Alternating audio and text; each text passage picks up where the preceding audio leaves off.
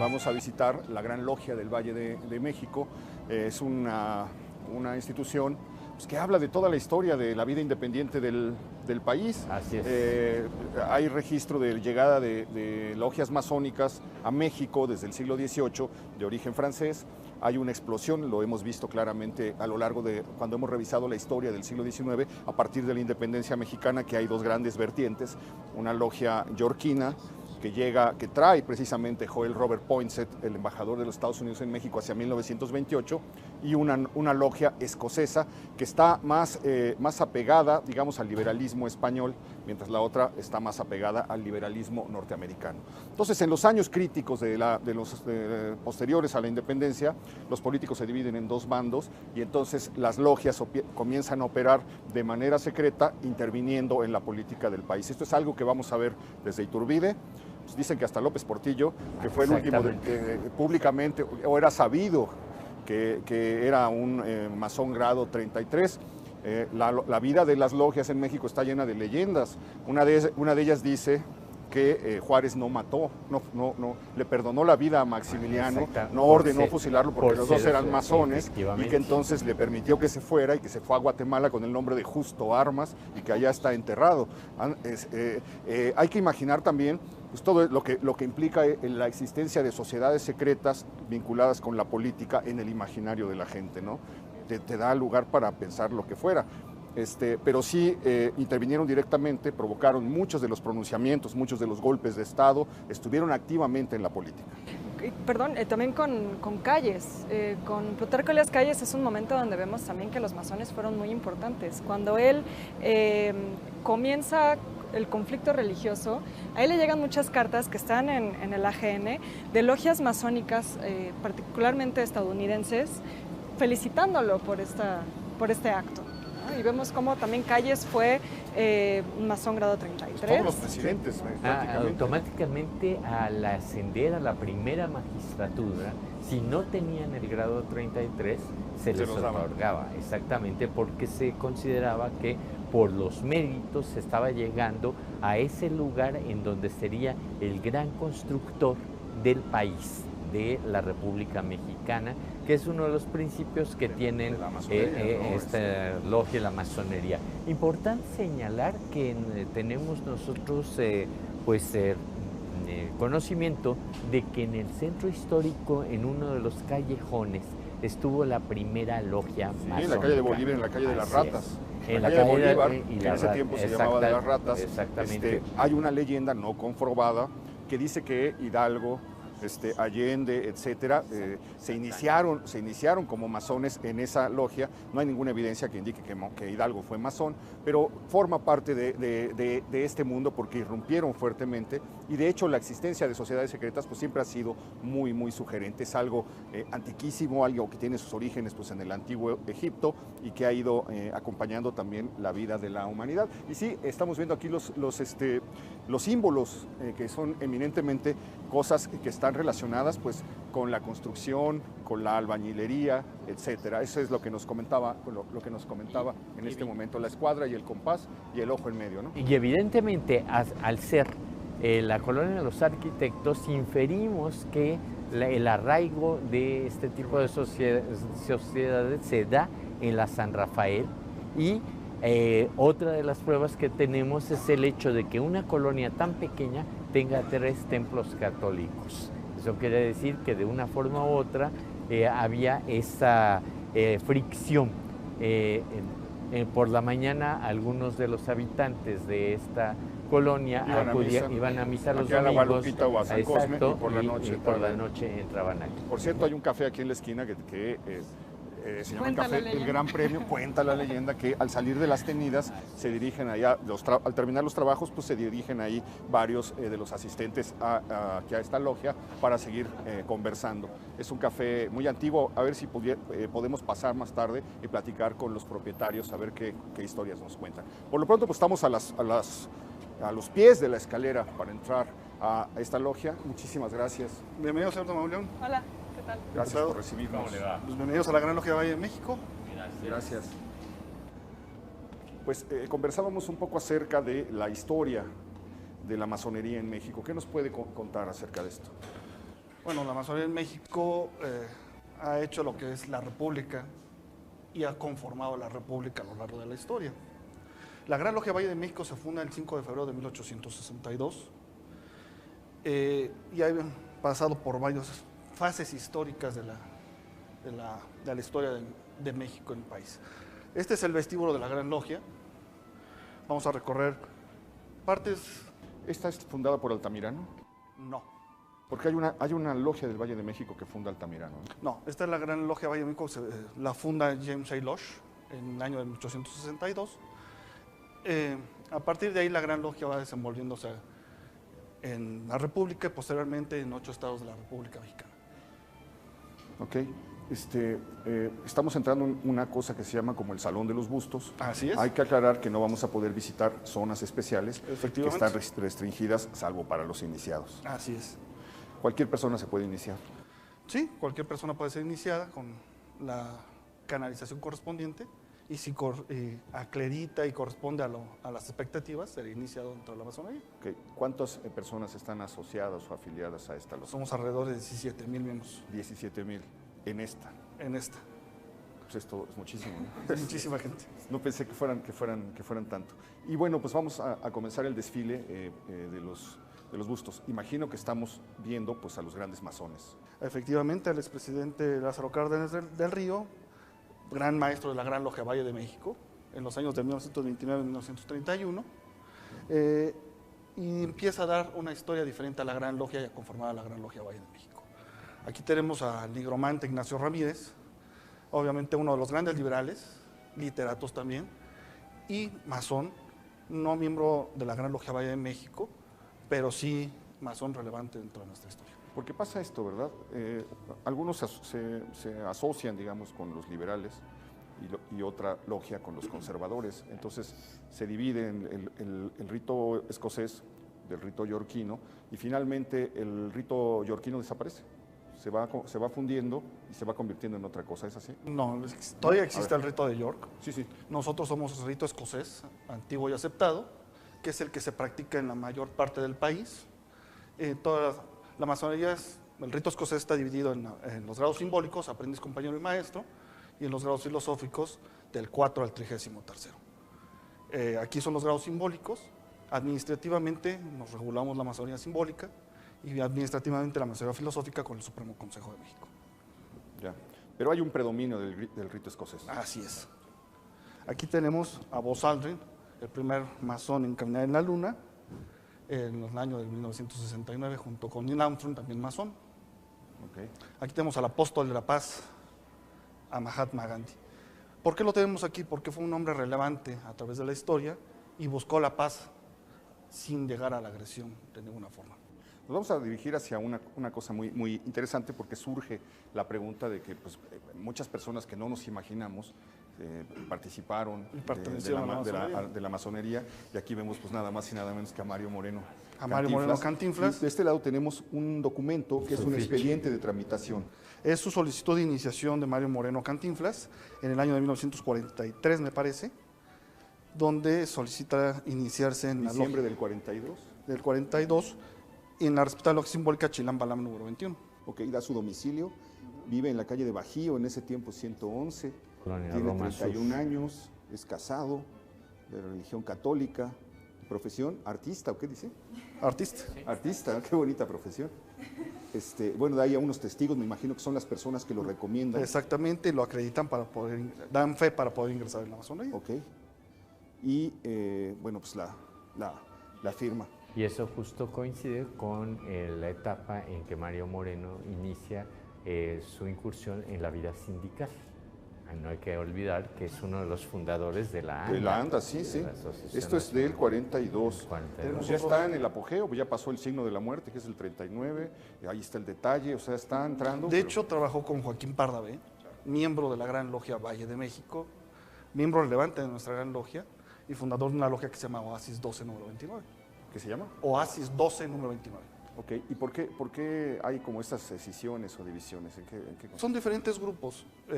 Aquí hay 356 logias, cada uno con un cierto número de miembros, que son las que conformamos la Gran Logia Valle de México. Ok, los trabajos son de índole filosófico. Son de índole filosófico. Filosófico. Acá tenemos otra efigie, otra fotografía de otro actor relevante que ya falleció, que se inició ya en una avanzada edad, Joaquín Cordero. Joaquín Cordero. Oye, aquí ya está muy grande. Se Es de inició 2013, hace 5 años. Casi a los 90 años de edad. Se inició a los 90 años. Ah, se inició apenas. Sí. ¿Qué otros personajes, aparte de Pardavé, Cantinflas, de Joaquín Cordero, desfilaron por aquí? Bueno, está Ángel Infante, David Silva, Joaquín Pardavé, ya lo mencionamos, y nuestro segundo gran maestro, un hombre muy importante, que es Ignacio Manuel Altamirano, que posteriormente lo veremos en la sala de los grandes maestros. Y aquí tenemos en el centro al gran patricio del Benevento de las Américas, al licenciado Benito Pablo Juárez García, que está en el centro porque es el masón más predominante, más importante en nuestra historia y el restaurador de la República. Ok, comentábamos antes de entrar la serie de mitos y de leyendas que se han generado alrededor de la masonería, la política y la historia, y recordábamos esta leyenda que dice que Juárez le perdonó la vida a Maximiliano y que se le permitió salir del país e ir a morir a Centroamérica con el nombre de Justo Armas. ¿Ustedes suscriben esta historia? Bueno, ¿Tiene visos? Como bien se dice, son leyendas. No hay algo históricamente escrito que lo manifieste. Obviamente el presidente Juárez se comportó como el presidente que era y tenía que hacer y aplicar la ley al invasor. Claro. Aquí vamos a empezar con el primer busto, que es George Washington, el primer presidente de los Estados Unidos, también masón. Y cada uno de los miembros que están aquí fueron masones y libertadores del continente americano. ¿Es Martí? Es José Martí. Ok. A ver, pasamos. Está Sucre, Bolívar. Y los fundadores de nuestro país, que es Miguel Hidalgo y el generalísimo José María Morelos y Pavón. ¿Ellos fueron masones? Sí. ¿Sí está acreditado? Está acreditado la pertenencia a la masonería de Hidalgo y de Morelos. Esta es una pregunta interesante porque una mujer no podía acceder a la masonería. Efectivamente. Está aquí por una simple y sencilla razón. Ella fue la que contribuyó y dio inicio a la gesta heroica de independencia de México. Por eso se le da este lugar tan importante, porque gracias a ellas empieza la independencia de México. Que el cura Hidalgo, a partir de ahí, da el grito de independencia. ¿Por qué no nos explica un poco los símbolos que estamos aquí? Bueno, es el emblema universal de la masonería, que es la escuadra y el compás, y los símbolos de construcción con los que filosóficamente se trabajan. Es decir, con lo que trabaja un constructor. La escuadra, el compás, el cincel, el nivel, la plomada. Son símbolos que utilizamos para nuestra filosofía. Okay, aquí vemos un círculo, en medio hay un triángulo. Triángulo. Es un adorno Y significa algo, ¿no? No, tiene un no, significado. es un significado. Bueno, pasamos a la sala de Acompáñanos. grandes maestros para que vean la mayoría de los que han dirigido la Gran Logia de Valle de México. Algunos están en restauración porque ya son antiguos, pero vamos a pasar a la sala Okay. de grandes maestros.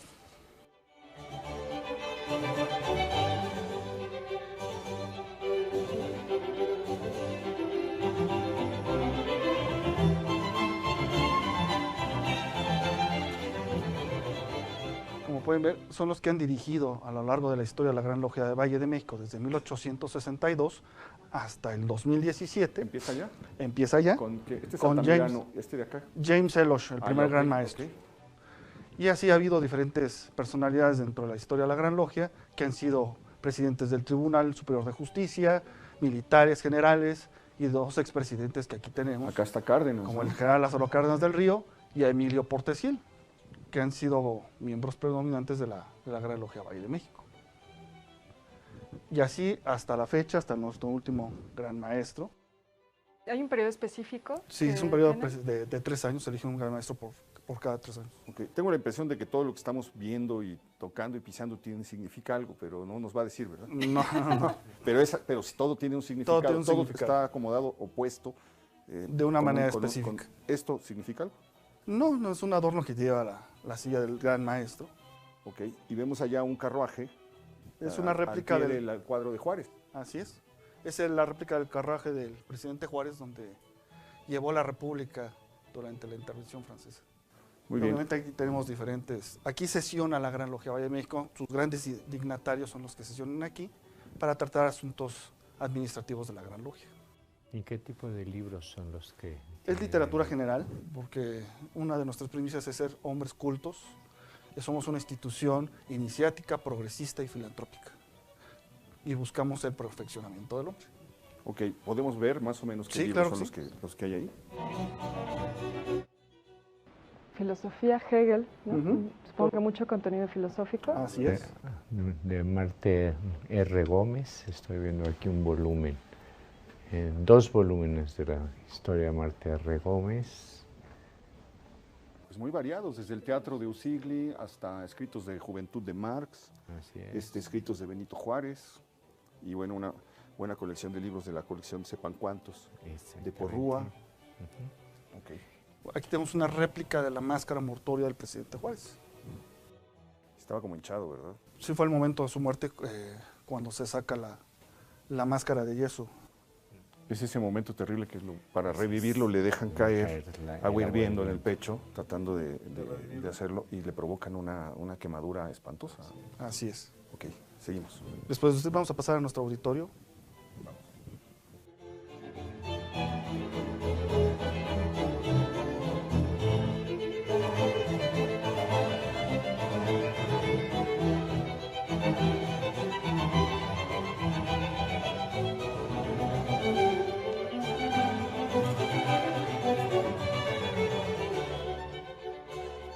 ¿Qué estamos viendo aquí? Aquí es el auditorio de la muy respetable Gran Logia Valle de México, donde sesiona la Gran Logia en sus asambleas, donde se hacen diferentes eventos literarios, culturales, y aquí podemos apreciar muchos tipos de conferencias filosóficas, literaturas, arte, teatro, donde se desenvuelve el conocimiento. Ok. Que tenemos aquí atrás como la representación, como el ingreso de un templo a un templo egipcio. Así es. Representa el conocimiento del hombre y algunas cuestiones de construcción egipcias. Recordemos que el conocimiento no tiene principio ni fin. Ok. Y de este lado, Aquí tenemos la historia, representada la historia de México, donde han intervenido masones a lo largo de nuestra historia. o sea, todos los que estamos viendo ahí son personajes que Casi pasaron por la todos. masonería. Zapata, Zapata fue miembro de la Gran Logia Valle de México. Ok. vemos allá atrás a Ocampo, Ocampo, ahí está Guillermo Prieto, Miguel Ignacio Ramírez. Ramírez, Ignacio Ramírez, Zarco. Zarco, Así Ujú. es. y ahí tenemos a Francisco I. Madero, que fue miembro de la Gran Logia Valle de México. Okay. Y A ahí Belisario está- Domínguez, ¿Dónde está? Ah, aquí está Belisario, sí. Y luego ahí está que Obregón, Carranza, Calles. Heriberto Jara. Heriberto Jara. Cabe mencionar que uno de nuestros grandes maestros fue Luis Manuel Rojas, presidente del Congreso Constituyente de 1917. Ok. Y de este lado estamos viendo algo más simbólico. Una cuestión simbólica y la aplicación de la masonería a través del conocimiento, buscando el perfeccionamiento del hombre, a través de las ciencias, las artes y la cultura. Y hay un vínculo, ahorita que veo estos murales, entre el muralismo mexicano y los masones también. Hay Así una es. lectura muy interesante de Renato González Mello, de los murales de la SEP, como un programa iconográfico que está realizado a partir de ideas masónicas, porque fue un mural que se hizo a petición de Calles. Entonces hay toda una narrativa en los murales de la SEP que quizás no es tan obvia a simple vista, pero que nos habla también de la historia de los Para los masones. Pero hablan de iniciados. qué, es decir, está enfocada desde una mirada de construcción. Sí, ciertos símbolos que de repente uno puede encontrar por ahí hablan de símbolos masónicos. Bueno, algo también muy interesante es el Panteón de San Fernando. Es uno de los panteones masónicos más importantes del mundo, poco conocido desde ese punto Es de decir, vista. está lleno de signos o por quienes Exactamente. O están sea, ahí. las tumbas tienen... Exactamente, vamos Así a es. encontrar muchas columnas rotas, vamos a encontrar... Bueno, ese es un emblema del arte funerario del siglo XIX porque Pero representa la vida truncada. es- Forma parte exactamente, también del forma digamos, parte. ideario, no del ideario, Hay- de la hay, simbología masónica. la maestra Guadalupe Lozada se ha encargado a hacer esa conexión y con la vida del personaje que está enterrado ahí. Pues tendríamos que hacer un recorrido. Sí, eso suena interesantísimo. De hecho, uno de los grandes muralistas mexicanos fue Diego Rivera, y Diego Rivera perteneció a la masonería, Además del uno de Partido los grandes Comunista. muralistas. Obviamente ahí tenemos a Heriberto Jara, otro constituyente, y al general Lázaro Cárdenas, ya en la época postrevolucionaria. Ok, ¿y atrás las banderas? Representa a todo el continente americano en donde se encuentra la masonería, y obviamente la institución es mundial. Entonces representa donde ha estado y está la masonería presente. Ok, no podemos llegar a las salas en donde se dan los ritos de iniciación, donde se dan los trabajos, etcétera, pero pues son lugares como pues, muy sugerentes, muy atractivos. Uno se imagina mil cosas, se leen por ahí mil cosas, pero queda claro que sí es un ritual que más o menos se mantiene puro a lo largo de pues, Así es, a lo largo, 300 años. desde que se funda como tal, desde 1717 que se forma la masonería organizada con la Gran Logia Unida de Inglaterra, se van manteniendo ciertos estereotipos y ciertos rituales que sin modificación, Sin modificación. conocidos Eso debe por ser muy por los miembros de la institución. Ok. Oiga, pues le agradezco mucho que nos haya recibido, que nos haya permitido, Muchas que nos haya gracias. permitido ver esto. Bienvenidos. Nosotros le agradecemos mucho y pues seguimos caminando. Acompáñenos, por favor. Gracias.